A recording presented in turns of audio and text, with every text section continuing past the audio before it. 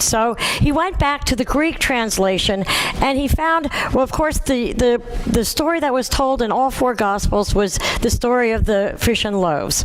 And that one, it was actually told twice in Matthew. So he knew that was very important. He went back, translated it, got the Greek translation, and found that it was a blueprint for a miracle. How Jesus performed those miracles. So I went over the first ones up until number 8, the last couple of weeks, and I'll just run through those real quick. Is emptiness. We have to go into the silence, into meditation or whatever, and empty. We have to let go of our preconceived ideas of how things should happen. We have to let go of our fears. We have to let go of our doubts. So the first thing we have to do is empty ourselves. Second is alignment. We have to align with Spirit. Align with Spirit and align with love. See through the eyes of God, basically. Asking. We have to formulate our request mentally, but especially know the feeling that we want to get from the manifested miracle. We need to know the feeling. Maximizing. What we focus on, it expands. So instead of focusing on what we don't have, focus on what we do have and maximize that. Look at the resources and the tools we already have. Focus on that and maximize that. Next is giving. Being a regular and a consistent giver. That's how the flow actually starts, is by giving and starting that flow. Grounding. Staying grounded. Experience the present moment. Stay in the present moment. Become as little children. 7 is seeing or visualizing. Remember, to see the essence, to visualize and see the miracle already happening. Just as Jesus lifted up that to the heavens, he looked in a different way. He looked and he saw enough. Just like we're saying, there's more than enough. He looked and he saw enough before he handed that out. The next is gratitude. Again, when Jesus lifted it up, he said, bless this. Gratitude for what we already have. So that's all, number 1 through 8. Number 9 is acting as if. And we think maybe that's, we've already kind of included that into some, which we might have. However, acting and feeling are a whole different thing. We can get into the feeling of the miracle already manifest. We can get into the feeling of the desire, but it's until we act, until we actually start doing something, that things will start happening. And it's interesting because I know when I did a message actually on miracles, I said, and you know what, you're pregnant, so I can ask you this. One of the things that we say when somebody's pregnant is, we say they're expecting, right? And I don't know if that's old style, but saying that, but people say they're expecting. So that means they're expecting to have a baby. Now, a lot of times, if there might be a little bit of physical symptom or whatever, but a doctor will tell you you're pregnant before you actually have the baby in your hands or anything else, So what happens when people are expecting? They plan. They plan, right? You're planning for that baby. You're deciding where the room's going to be. You're deciding, and especially if you know the sex, what you're going to paint it. You start getting stuff together. It's the expectation with the knowing that it's going to happen. So, how many times do we ask, and then we sit there and wait? It's the first time waiting to have a baby. The second, third, just go. It is, but we a lot of times we ask, and then we sit there and wait without actually moving forward. It's moving forward in the expectation that it's going to happen is when things start to happen. Sitting and waiting or whatever, it kind of gives you I asked, but we'll see, we'll believe it when it happens, that kind of thing. So acting as if is so important to make the first step. When Jesus brought down that bunch of loaves, what did he do? He just started breaking it and handing it out. He knew. He acted as if he knew that there was going to be enough. So, acting as if. It says miracle workers don't just pray and visualize. They act. They do things. They break through the barriers of inertia and doubt and get moving. We need to move into action, authentic action. It's like the story of the person that always kept praying to win the lottery. Please God, can I win the lottery? Please God, can I win the lottery? Anyway, finally God got tired of him asking, and he said, do me a favor, buy a ticket. And how many times do we do something like that? We ask and we ask and we ask, but do we really do? Do we really act as if? Do we really make the motions? Put the motions in order, and it'll start coming. Unity says God does nothing for us. He works through us. And he can't work through us until we start the motion going. And that's acting as if, starting the motion. The activity of God is expressed by providing us with unlimited good. Our action, however, is the operation that completes the manifestation of God's goods. Think about why we might not act. Why might we just sit and wait? Why might not we act? Fear. Fear? Fear? Not knowing what to do. What's that? Not knowing what to act on. Not knowing exactly what to act on. Fear? Don't believe. It's easier just to sit. It's easier just to sit and wait? Don't believe that you really gonna make it. Don't believe. Exactly. Another person already did it, so why am I gonna try that? That's a huge one. Right. That's a huge one. And think about this. If you would actually believe that your desire would become manifest, why wouldn't you be acting on it? Think about what you could do what would you do if you actually believed that miracle or that desire would be manifest? Comes back to the story of the 4-minute mile, right? For years, I'm not sure how many years it was. I don't know. It doesn't say really how many years, but the record for running a mile hovered just above 4 minutes.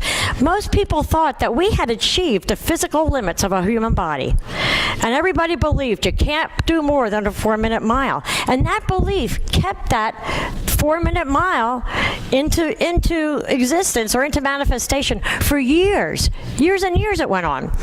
So, in 1954, there was a young man named Roger Bannister. He didn't believe that. He thought out of the box. He believed bigger. So what did he do? He crossed the mile finish line in 3 minutes, 59.4 seconds. He broke the 4-minute mile barrier because he believed, first of all, that it could be done. Now, you might think, he was lucky or whatever, 1 in a million, or, after he broke that, what else did he break?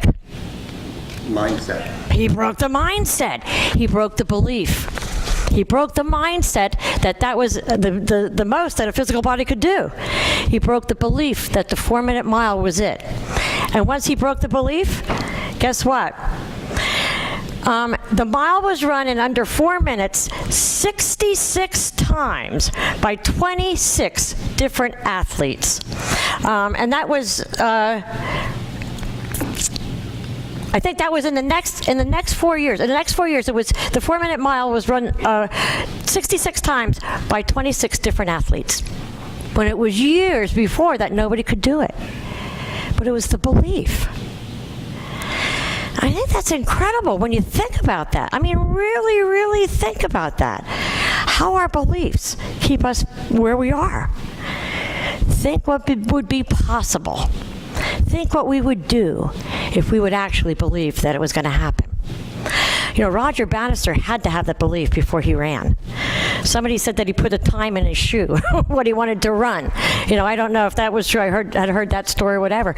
But he believed, he had to believe it to be true. To act as if, what we have to do is get past our belief that we can't do it. And then act on it. Act on it. Act on it as if we really believed, as if we're expecting, as if we're expecting a baby. We act as if because we know, we believe that. Okay, so that's acting as if. Number 10, engaging the cycle. What this is when it reads, he gave them, meaning the broken pieces of food, to his disciples, and the disciples placed them before the people. He engaged the cycle of giving and receiving, right? He returned the food to the disciples, and the disciples gave them back to the crowd. So he got the food, he blessed it, he acted as if to do, and now he returns the cycle. He gives it back, and they pass it around. At the end of the miracle, when the remaining fragments are gathered and returned, the energy comes full circle. The circuit is complete, and the engine is primed for another powerful stroke, he says. How the miracle began and ended with Jesus going into the desert and being quiet. Michael Todd says, every enlightened person in history has tried to tell us that we receive as we give. It will always be true. What goes around comes around. We reap just as we sow, and as we give, we shall receive. There is one important exception. When we consciously establish a circular current in conjunction with the other conditions of a miracle, resources can actually multiply as they pass around the circuit. Seeds that are sown by miracle workers can grow many times over to produce an enormous harvest. When we think about circulating, starting the circuit, how about paying it forward? You know, it's a neat way to start the circuit, pay it forward. We had, the Happiness Project had established Friday as Pay It Forward Friday. And this was before even actually Pay It Forward Friday. I was in Shell's to get a barbecue with my daughter, and a guy came in the back, and he was all excited about it. He was doing the tennis and stuff like that, and he won, and, you know, everything. So anyway, when I got the change, it was like $8 or something like that, and I said to the girl, I said, I would like to pay it forward and, you know, buy this guy behind you know, his meal. And what was really cool was she didn't even ask what Pay It Forward was or ask me to explain anything. She smiled, she said, oh, thanks, that's really nice. So that gives me that makes me excited because I know other people are doing it and other people understand it. So the cycle is already starting. The cycle is already starting. If she had to ask me to explain it or something like that, you know, that would have been sad because they would have never heard about it before. But it excited me that she knew. She's done that before. So, and I believe that cycle is already starting in our world.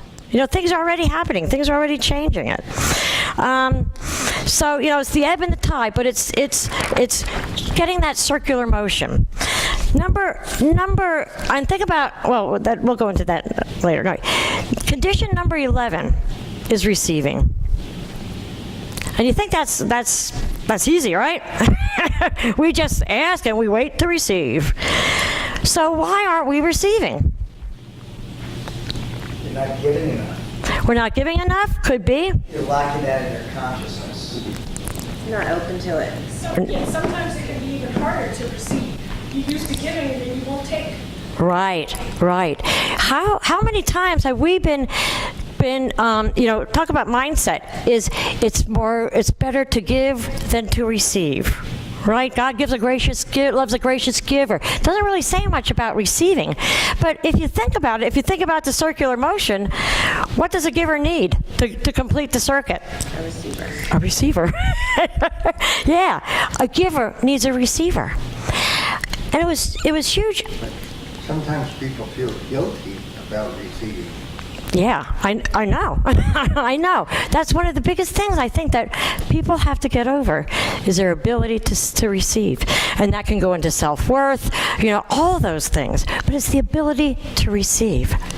I remember when my dad was still alive, he had some money that he was going to put into CDs or whatever, and before he did that, he went to, I have two older brothers, and he came to all of us and he said, you know, before I put this money, you know, into CDs or invested, he said, I'd like to offer it to you to give you each some, you know? And my brothers, they were well established, they had money and stuff like that. I could have really used it at that time. I really could have used it at that time. But they said, no, Dad, you know, you keep it, and, you know, you spend it on yourself and do whatever you want with it, you know, you keep it. So of course I went along with them too, you know, yeah, you keep it, Dad. And now, when I was a mother, And my kids say that to me. I realize that I denied my dad the feeling of giving. I denied him that by not receiving. And I know when I wanted to help my son buy a house, and I offered him some financial assistance for down payment, and he said, no, I can't do that. And I told him this story, and I said, please, don't do to me what I did to my dad. Because I took away from him that honor and that feeling of giving. And you took that away from yourself, too. I took that away from myself. Exactly. So when we don't receive, we actually take away. First of all, we stop the flow of life. It's a circular motion. We have to give and receive, give and receive, give and receive. If we only give, we don't have that flow. We have to learn to receive. And by doing that is we have to learn that we're worthy to receive. We have to think about what we're doing for the giver. I mean, that's huge just in itself, what we're giving for the giver. But in our culture, a lot of times things are given, and then I owe you one. What do we say? I owe you one. I owe you one. And then we try to keep tally. And, we don't want anybody to get ahead of us. Then we give back. That's why paying it forward is great, because we don't have to get in the mindset that we have to give back. We can just receive. We can receive with gratitude. Let's just start with receiving compliments. How many times can't we receive compliments? I love your dress. Oh, this old thing, I got it at Goodwill. It's like, thank you. Thank you. Yeah. Yeah. Thank you is a complete sentence. And it completes the act. Thank you. So, think about how many miracles we might not see because, as the things we talked about today, we don't believe that we're going to get them. And when we do, we can't receive them for some reason or another. And like I say, we all know this stuff, but, I hope it's all coming together now. But what you read about Emily Cady today, it says in Lessons in Truth, she wrote, we all have direct access through the Father to the great whole of life, to love, to wisdom, to power. What we want to know is how to receive more from the fountainhead and to make more and more of God manifest in our daily life. The great need is to be a good receiver. Bottom line, we need to be able to receive. How much good or God can we experience? How much could we embody if we believed and we were able to receive? That's huge. Edwina Gaines, in her book, I don't know, it was the Spiritual Principles of Prosperity or something like that, but she says an affirmation, I now allow myself to receive all that I have withheld from myself in the past. Wow, that's huge. I now allow myself to receive all that I have withheld from myself in the past. Think about what we have withheld and be open to receiving. And condition 12 is recycling.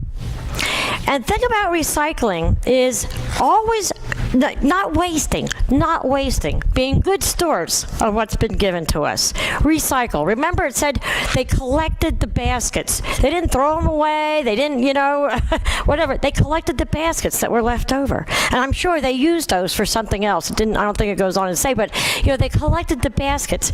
Think about how the universe works as far as recycling. We breathe in oxygen and breathe out carbon dioxide. Plants breathe in carbon dioxide, basically breathe out oxygen. It's a recycling. You can think about that as giving and taking or whatever, but the thing is, what it is it's not wasting. It's not wasting anything that we have. And all of these things, you can look at this as far as maximizing, not wasting, using our resources and stuff. They all kind of combine together, and they do, because they're all very powerful. They're very powerful, they're very meaningful. And it's a matter of putting them into action. And like I said, today, when I started it, I said, we know all this stuff. And I know when I teach classes, people say, they're not coming to classes because we know that. I know that stuff. And we do. We know all of this stuff. But it's a matter of living it. It's a matter of putting it into principle.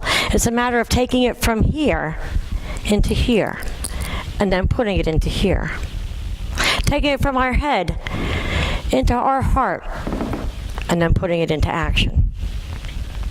And that's how the miracle is. It's taking those things from our head into our heart and putting them into action. And then we see that. Recycling also is, it doesn't stop with the acquisition or the manifestation of a miracle. It continues. We share that miracle with somebody else. And that sets their miracle into action. Roger Bannister, he not only did it for himself, he did it for all those other athletes to come. And his story did a whole lot for a whole lot of other people on teaching them about belief and the power of belief. It wasn't only about him. It was about what he did for everybody else. And that's also in recycling. It's not just about us. It's about how can we use this to keep the flow going in life. I think these are really, really powerful messages. And you do have them all today to take along. And I invite you and encourage you, if there's something that's been hanging around in your life all the time, some miracle that, or desire that you haven't seen manifest, go back to these things and see where the blocks are. Go through each step. And basically what they say, work the steps. But go through each steps. Go to the quiet. Ask. You said too, is a lot of times we don't know what step to make. Sometimes that is because we don't go within, we don't ask, and then we don't have an open mind to see. Because I do believe it'll be shown to us if we ask and if we believe. I would like to have comments or questions. I look forward to having coffee with you so you can do this with me. Okay. We'll go through the steps. And it's funny, recovery, 12-step program of recovery. And they always say, you have to work the steps, you have to live the steps. It's not only a matter of reading them, understanding them, or whatever. It's a matter of living them. These 12 steps are just as powerful. It's a matter of living that. Yeah. Greg Braden says that there are 3 steps, D-I-E. First, desire, then imagination. Everybody does that, but the third part is expectation. That's where we fall down. Yeah. If you don't expect it, you're just wasting your time. Yeah. And you know what? Those things can probably be bracketed into some of these because, he said the first couple of them are preparation steps. And then after that, we get into some action steps. So you're right. So I'm going to sort of give a brief report because last week, actually, I didn't think I had an offer. Because we came in, it wasn't a pay week. I was like, I really don't have an offer. But I sat and I listened to your message, right? And I said, okay, I'm going to give this offering. And at the part of me is worried because I'm like, there's no, this week we can't. I said, this is my check and I'm writing my offering. And I got that amount back times 3. So just because unexpected, somebody called Wayne Gettleman and come in there and do some work, and we got it back, and I had the money before the check cleared from the church. Wow. Powerful stuff. Powerful stuff. Yeah. And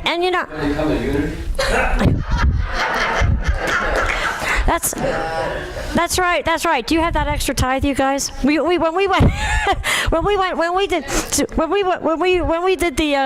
we cleaned the playgrounds yesterday, they found 6 cents, and I said I expect to see 10% of that in the tithe tomorrow morning. I said that's extra income. So, but we had fun doing that too. So it is the principles are incredible when we believe. All of these things, when we put them into action, the results are incredible. And we see it, yet, we see it sometimes in our lives. Why can't we believe that it happens in every aspect of our life? So, Stephen. The universe is always given, not physical and non-physical. We look at the physical, the sun gives us energy, gives energy to flowers, plants, and trees. It doesn't say you owe me. What's that? What did you say? It doesn't say you owe me. Oh, exactly. You know what? Excellent. Yeah. Score. Yep. Just get it. Yeah. You know? Yeah.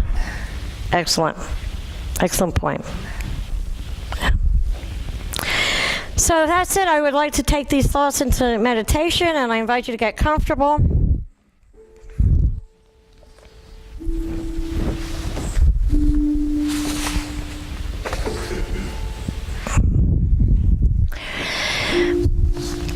I allow you to get comfortable in your seat. Just feel the chair supporting your body. Feel the floor supporting your feet. Feel the energy in the room.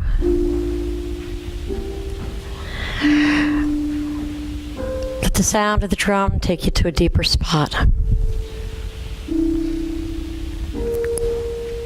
With each tone, let yourself go deeper and deeper and deeper into that place of infinite love, infinite knowledge, infinite wisdom, infinite abundance.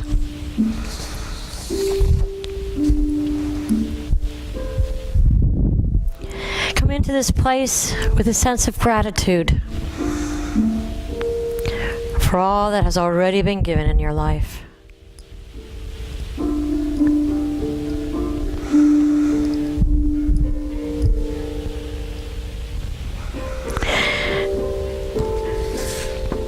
As you feel that sense of gratitude,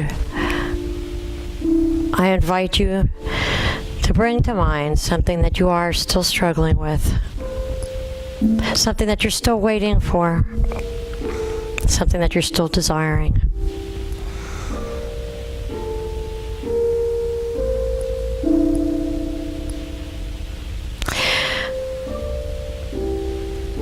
At this point, I want you to feel the essence of what it would feel like with that desire manifested.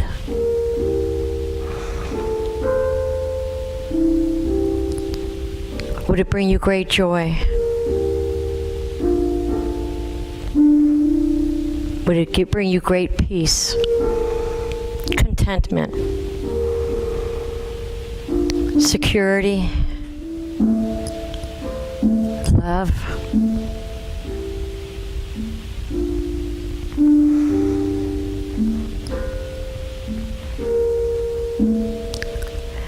As you feel those feelings, and as those feelings get stronger and stronger,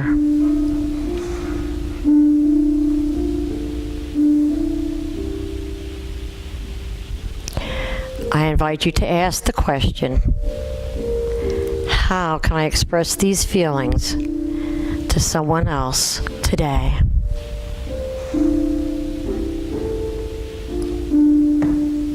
For as we give, so shall we receive.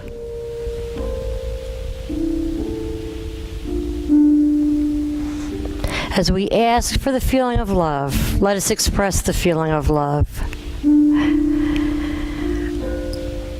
As we ask for the feeling of abundance and security, let us express the feeling of abundance and security to others.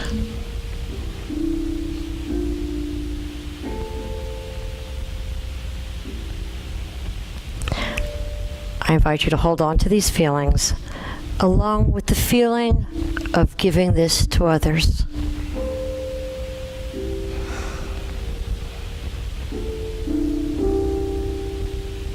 Before we come back into this room, open yourself to receiving.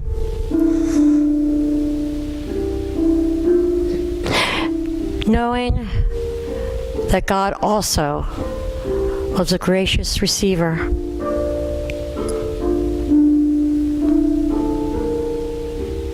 I ask you to return. You can return to this room with a sense of gratitude for all that you've been given and all that you are open to receiving in the future. And so it is. Amen.